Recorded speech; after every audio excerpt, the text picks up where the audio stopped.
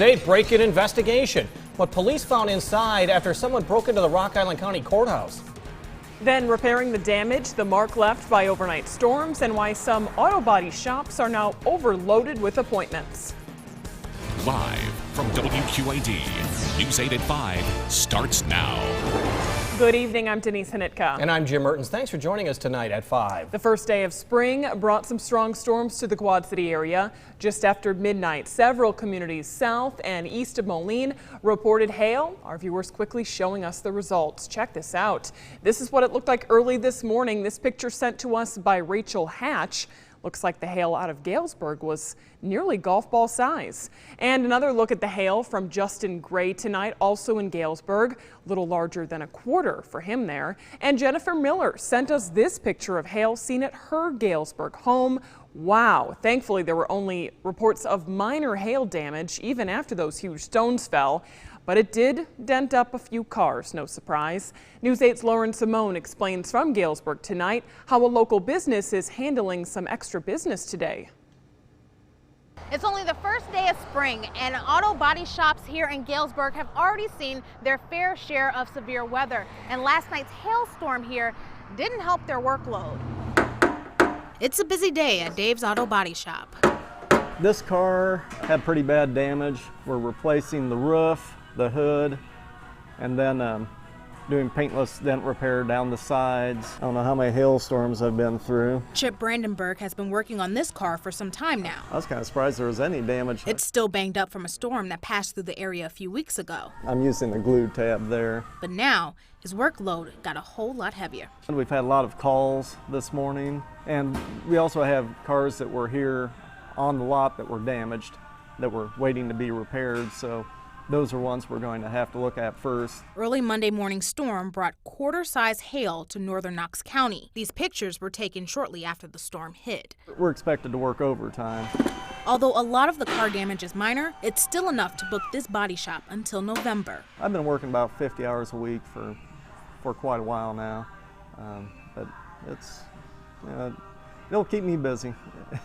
That right there on the roof. Taking a walk through the car lot, even the employees that work here couldn't get away from the hail. Yeah, I have 4 cars that actually are damaged last night. They were all outside in the driveway. Now the shop has to go through their cars one by one, taking a new inventory of the damage left behind. 4 or 5 good dents on this one, maybe even more. They've all been taking everybody by surprise.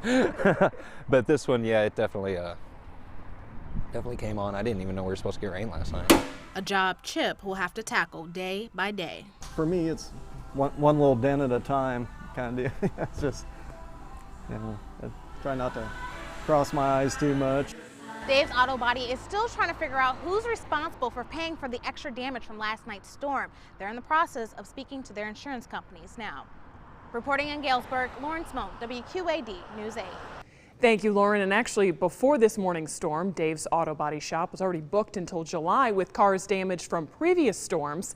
They actually say this is the most business they've seen from storm damage in about 15 years. So let's talk about weather a little longer, because along with the storms, the first day of spring, we're also enjoying the return to some normal spring-like temperatures. And it was a beauty out there. James Zahara has a first check of the forecast. Hi, James. Hey, guys. Yeah, more than just a beauty, that's for sure. As far as our temperatures are concerned, check out the numbers that we have across eastern Iowa and northwestern Illinois. These are current numbers, and you can see they range from 57 degrees around Princeton to as warm as 67 degrees from Monticello to Tipton, Muscatine, Washington, even Mount Pleasant. Yeah, 68 degrees over in Iowa City. In the Quad Cities, got as high as 65 degrees. That is our current temperature with an east-northeast breeze around 13 miles an hour. So what a great way to start off the week, the first day of spring, which we can keep it going as we go through this week. But the transition to cooler weather is definitely in the forecast as we make our way into tomorrow and especially Wednesday. That's where we're going to be starting to see some cooler than normal weather.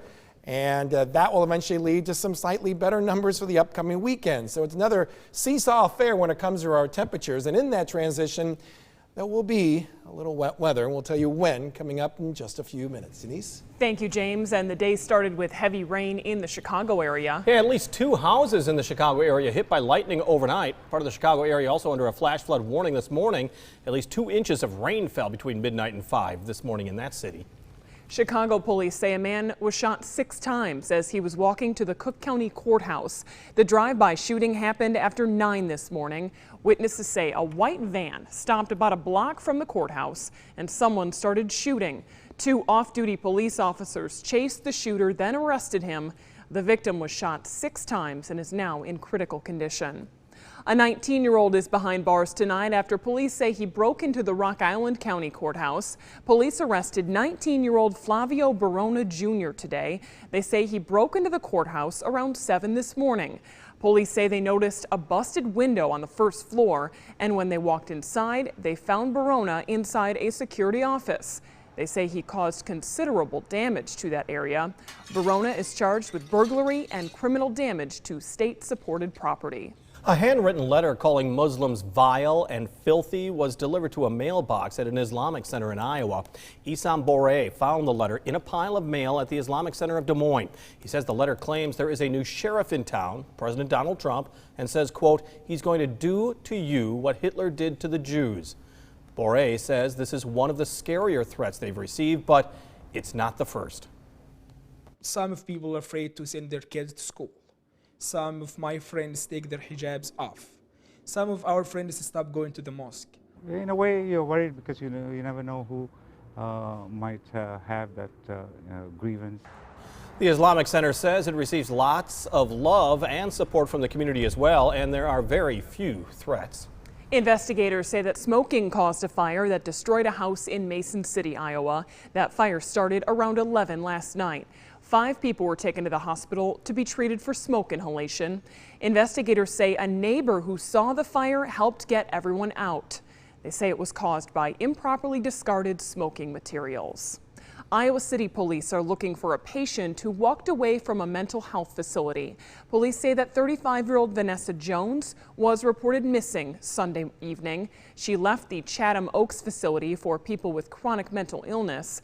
Search crews spent the night and part of this morning searching a nearby field, but so far have not found her. There is an effort to save the old Iowa State Penitentiary and actually turn it into a museum. A nonprofit group says it wants to raise about $200,000 for an environmental test of the old Fort Madison prison. The parts of the old facility were built in the 1830s. The group says it could be a historic attraction, but could also be home to a small business incubator. The group has asked the state to fund it, but Iowa State Penitentiary warden says the money simply isn't available. One of the Quad Cities' largest employers has a new deal with Toyota tonight. Arconic has finalized a deal with the Japanese automaker to produce aluminum for the company's Lexus RX SUV. That means Arconic will be the sole aluminum sheet supplier to Toyota. It's a multi-year deal that will mean extra work for plants in Riverdale and Danville, Illinois. A decades-old problem has Sterling searching for a solution. The city asking voters to approve a half-cent sales tax on the April ballot.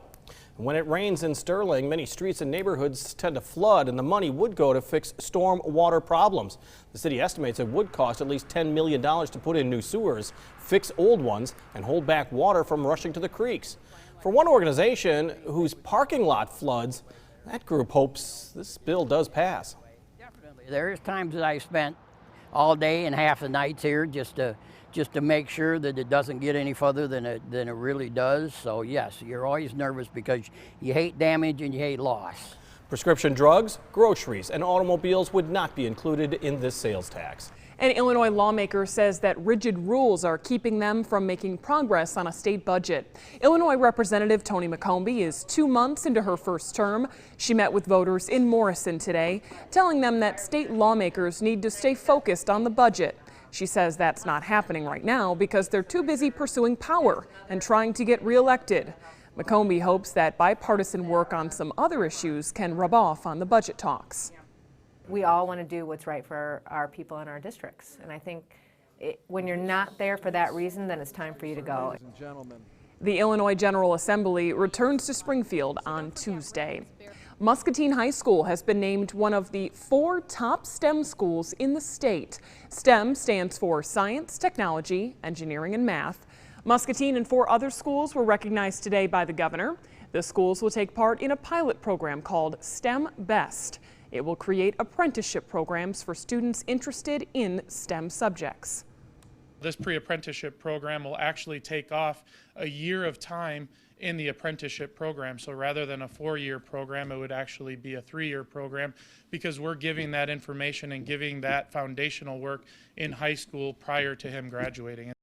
The program is funded through a grant. It was created in 2014 to meet the demand for uniting businesses and schools. Still ahead, reduce the risk. The plan for hundreds of ash trees, why workers say it could take years to finish this project. And pretty quiet skies for now. That is some good news, but our next round of showers and thunderstorms is in the forecast, and I'll tell you when right after the break here on News 8 at 5. You're watching WQAD News 8 at 5 with Jim Mertens and Denise Hanitka.